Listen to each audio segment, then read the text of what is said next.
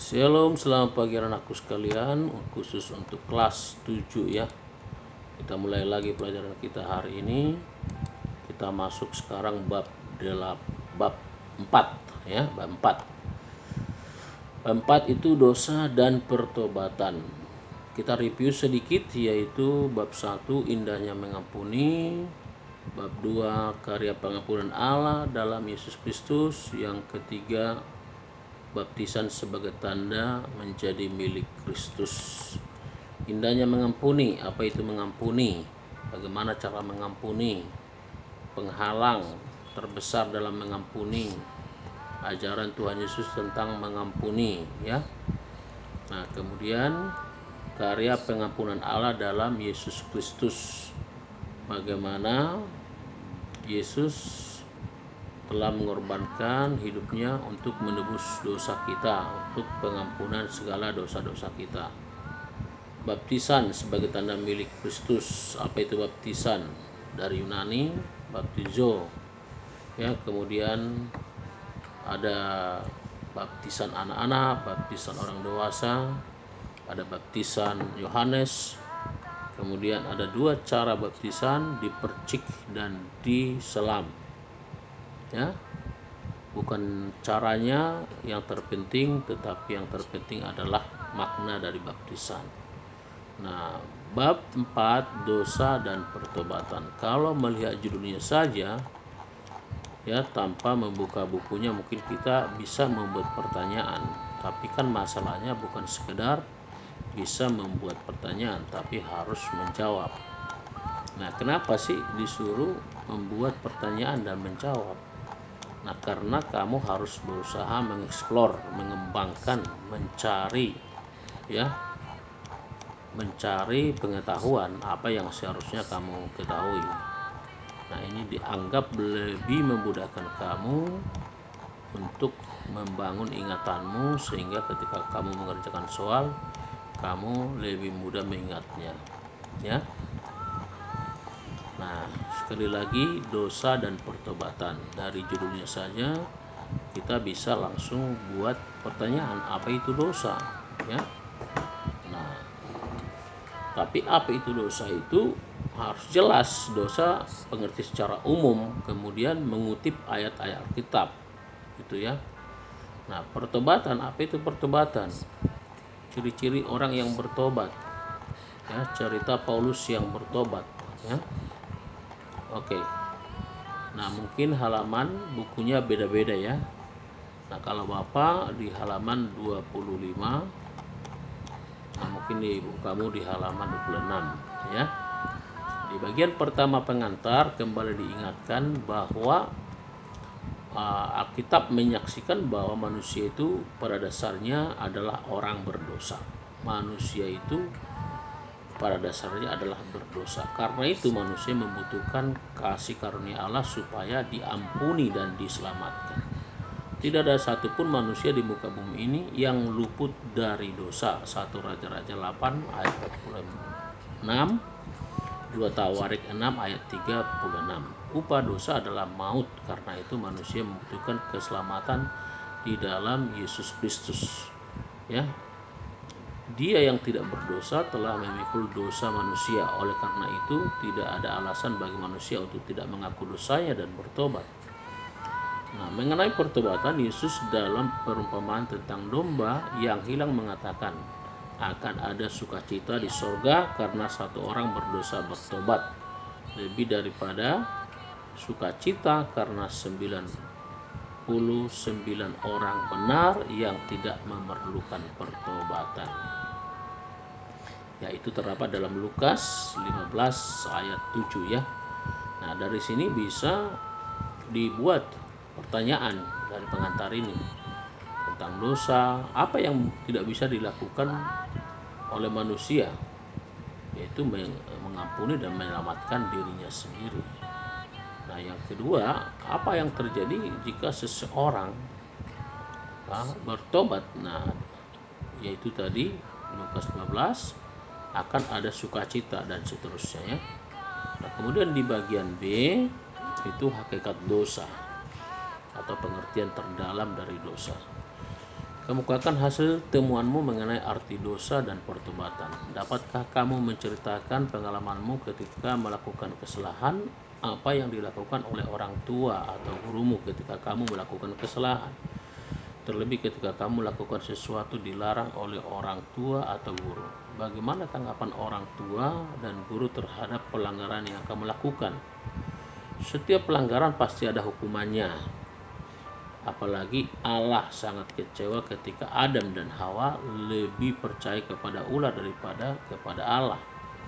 Dalam kekecewaannya, Allah tidak meninggalkan manusia.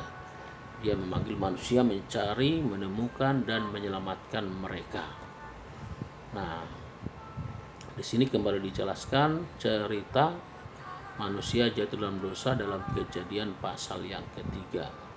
Nah, dari Kejadian pasal yang ketiga itu bisa dibuat beberapa pertanyaan, tapi karena kita sudah belajar itu di bab sebelumnya, ya sebaiknya tidak lagi membuat pertanyaan yang terlalu banyak dari Kejadian 3 itu, ya mungkin bisa 1 atau 2. Nah, misalnya di sini disinggung juga Hawa adalah sebuah pemberontakan. Nah, padahal Bapak ulangi. Nah, jadi tadi manusia jatuh dalam dosa, tapi Allah tidak mau manusia itu hilang, ya. Allah mencarinya, Allah menyelamatkannya. Nah, oleh karena itu, anak-anakku sekalian, nah bisa dibuat pertanyaan, apa yang dilakukan oleh Allah ketika manusia itu jatuh ke dalam dosa atau melanggar perintah Allah. Nah, maka di sini kamu bisa menulis jawabannya, ya. Sekalipun Allah kecewa, tetapi Allah tidak meninggalkan manusia. Allah memanggil manusia, mencari, menemukan, dan menyelamatkan manusia. Ya, cukup itu aja, karena kita sudah banyak membahas tentang manusia jatuh dalam dosa. Kemudian di halaman 26 buku Bapak itu ada gambar Hawa, ya, gambar Adam dan Hawa sedang berlari. Ya, kalau dilihat dari gambar ini, kemungkinan mereka ceritanya diusir Tuhan, ya, dari taman itu, ya kan? Nah, ketika mereka melanggar perintah itu, mereka diusir dan mereka berlari. Nah, dari gambar ini bisa, kalau kamu bisa munculkan gambarnya, kamu bisa membuat pertanyaan, ya. Nah, tuliskan pendapatmu tentang gambar di atas. Tapi kalau kamu bisa munculkan, ya. Kemudian di sini ada lagu meski tak layak diriku. Meski tak layak diriku, tetapi karena darahmu dan karena kau memanggilku, ku datang Yesus padamu. Sebagaimana adanya jiwaku sungguh bercela, darahmu lah pembasuhku, ku datang Tuhan padamu. Sebagaimana janjimu menyambut dan membasuhku, ya anak domba yang kudus, ku datang kini padamu. Nah, itu hanya sekedar tahu aja, ya, bahwa kalau kita bernyanyi harus bernyanyi dengan sungguh-sungguh, dan dalam nyanyian itu ada pesan-pesan Tuhan yang disampaikan, ya. Nah, kemudian kegiatan 2 bermain peran, yaitu kalau kita di sekolah atau belajar secara onsite atau belajar di ruangan di sekolah, kita disuruh membuat drama, mendramakan Kejadian 3 1-11, yaitu cerita manusia jatuh dalam dosa. Tapi karena masih online, daring, itu tidak mungkin kita lakukan, ya. Nah, kemudian di bagian ketiga, kegiatan 3 pendalaman materi, dijelaskan tentang dosa. Apa itu dosa? Nah, saya berharap kalau kamu menanyakan apa itu dosa, kamu menulis jawabanmu dari rangkuman, ya. Nah, rangkuman itu di buku Bapak halaman 32. Dosa adalah perbuatan manusia yang memberontak terhadap Allah. Akibat dari pemberontakan itu menyebabkan hubungan antara manusia dengan Allah menjadi rusak dan manusia mengalami kematian rohani. Untuk itu manusia membutuhkan keselamatan dan pemulihan hubungan dengan Allah. Nah, sampai di situ, ya.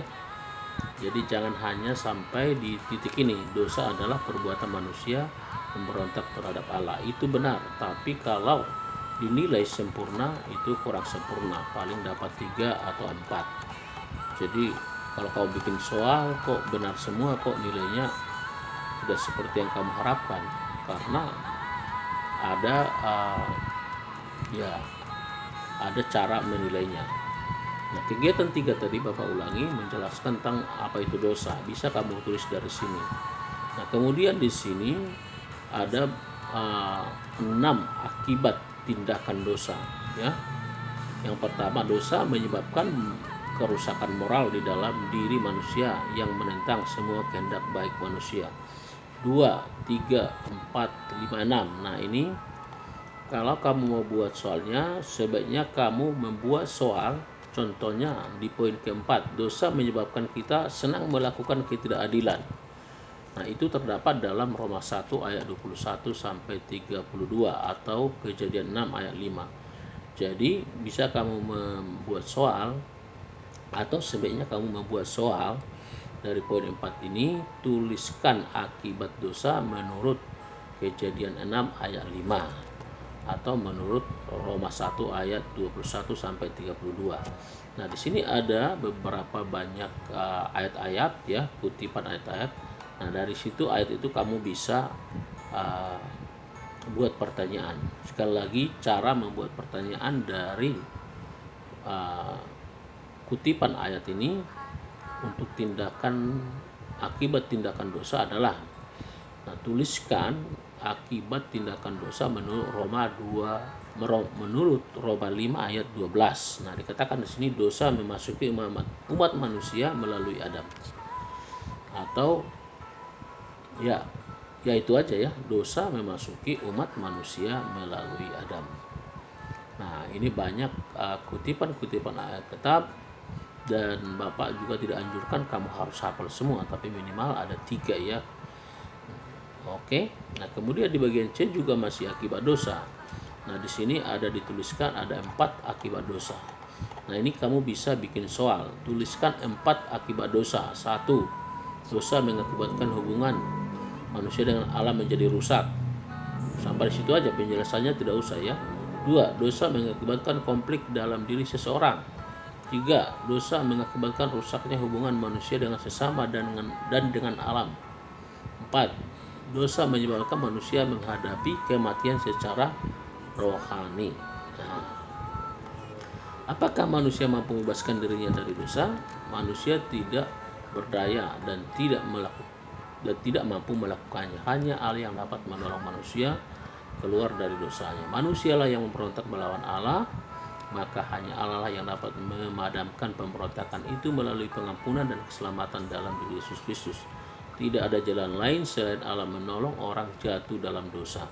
Nah, ini kan ada pertanyaan nih, tapi pertanyaan ini karena sudah dijelaskan di atas, jadi kamu tidak bisa langsung menuliskan pertanyaan ini. Apakah manusia mampu membebaskan dirinya dari dosa? Nah, jadi karena ada hubungan yang di atas, yaitu akibat-akibat dosa, dilihat dari akibat-akibat dari dosa. Nah, apakah manusia itu mampu membebaskan dirinya dari dosa? Nah, itu, ya, jadi harus ditembakkan, jangan langsung mengutip ini. Maka jawabnya ini tadi Bapak sudah baca, itu bisa dibuat pertanyaan. Nah, kemudian bagian D, pertobatan, ya. Nah, menurut Alkitab bertobat berarti berbalik secara total dari perbuatan lama yang melawan kehendak Allah ke hidup baru, yaitu menurut kehendak Allah. Nah, jadi ini bisa dibuat pertanyaan. Tuliskan pengertian bertobat menurut Alkitab, yaitu apa? Berbalik secara total dari perbuatan lama melawan kehendak Allah ke hidup baru, yaitu menurut kehendak Allah.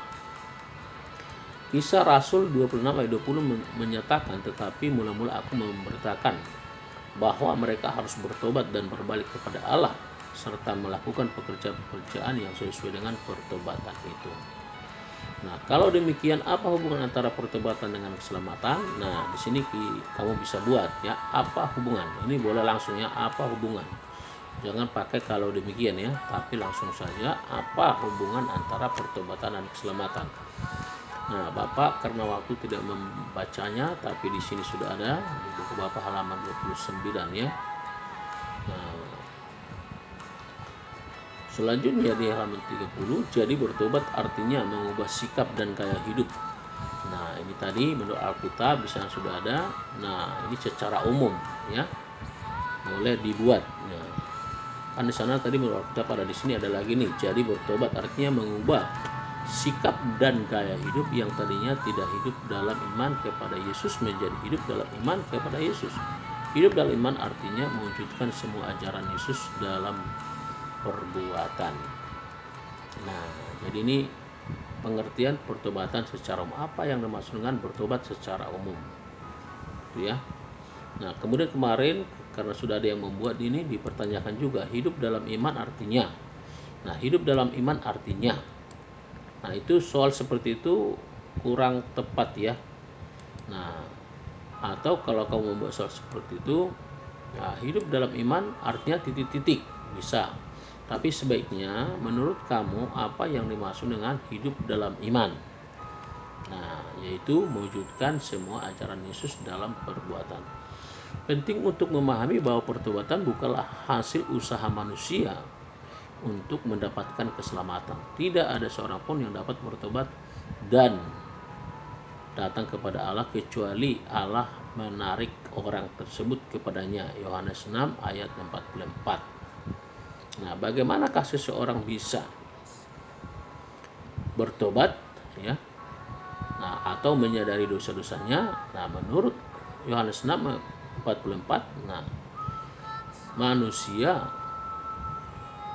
manusia tidak dapat bertobat dan datang kepada Allah kecuali Allah sendiri menariknya kepadanya. Ya, nanti ada lagi ayatnya dibuka ya. Nah, jadi menurut Yohanes 6 ini dan Kisah Rasul 5 ayat 31, pertobatan itu adalah pemberian Allah ya kepada manusia. Nah, sekarang kalau itu pemberian, apa peranan manusia terhadap pertobatan? Nah, bisa dikatakan, bisa kamu buat soalnya, apa peran manusia dalam pertobatan? Nah, kalau kau baca di sini kamu akan menemukan bahwa manusia itu harus menyambut anugerah Allah ya dengan kesadaran dan keinginan untuk berubah atau bertobat. Nah, itulah peran manusia dalam pertobatan. Oke. Berbalik dari dosa merupakan salah satu hasil dari pertobatan sejati. Berlandaskan iman menuntun kepada Tuhan Yesus Kristus. Injil Matius memberitakan kepada kita mengenai dua orang yang menunjukkan penyesalan atas dosa-dosa yang mereka lakukan. Nah, di sini ada dua orang ya yang menunjukkan penyesalan atas dosa-dosanya. Jadi bisa dibuat pertanyaan, tuliskan dua orang yang menunjukkan penyesalan atas dosa-dosanya. Nah, di sini kamu baca ceritanya nanti, tapi Bapak kasih tahu. Nah, di sini dikatakan yang pertama adalah Yudas ya, dan yang kedua adalah Petrus. Ketika Petrus menyangkal Tuhan Yesus, dia menyesalinya. Nah, selebihnya ada kegiatan 4 dibaca saja, kemudian kegiatan 5 ada lagi itu dibaca saja ya. Nah, serasa tadi kita sudah membahas, rasa sudah ada 10 soal yang bisa kamu buat ya dari bab 4 ini, dosa dan pertobatan ya. Oke, saya berharap apa yang Bapak sampaikan cukup membantu kalian untuk membuat 10 soal yang bagus ya. Oke, Bapak ingatkan bukan hanya sekedar membuat soal, tetapi kalian harus menguasai, harus mengerti. Nah, nanti akan dibuktikan ketika penilaian harian atau penilaian akhir semester. Karena waktu kita terbatas, memang seharusnya Bapak bertanya kepada kalian satu persatu ya. Tapi Bapak berharap kalian mengerti itu. Jadi kalian mempersiapkan diri dan kalian baca lagi, diulang lagi sampai kalian betul-betul menguasai dan mengerti setiap materi dalam setiap bab ya. Nah, tadi diawali dengan berdoa, sekarang juga kalian berdoa masing-masing ya. Berdoa mengawali dan berdoa juga untuk mengakhiri. Kiranya Tuhan menolong kita, memberkati kita semua. Tuhan Yesus memberkati. Amin.